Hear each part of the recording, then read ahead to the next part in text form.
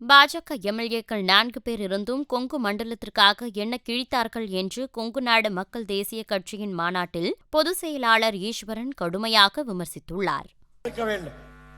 அதே மாதிரி தம்பி சூரியமூர்த்தி சொன்ன மாதிரி என்ன சொன்னாங்க?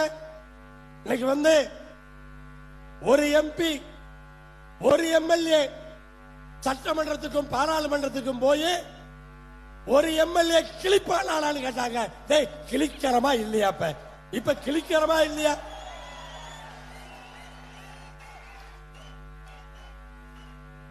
நிறைய எம்எல்ஏ வச்சிருக்கவன் என்னத்தை கிழிச்சான்னு சொல்லு. இந்த கொங்கு நாட்டுக்காக என்ன கிழிச்சான்னு சொல்லு. சரி, பாரதிய ஜனதா கட்சியில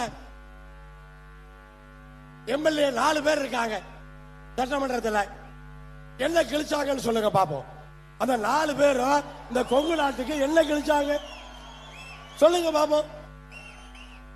இப்படி எவ்வளவுதான் எப்படி கேவலப்படுத்தலாம் என்று கேவலப்படுத்தி இருக்கிறார்கள்.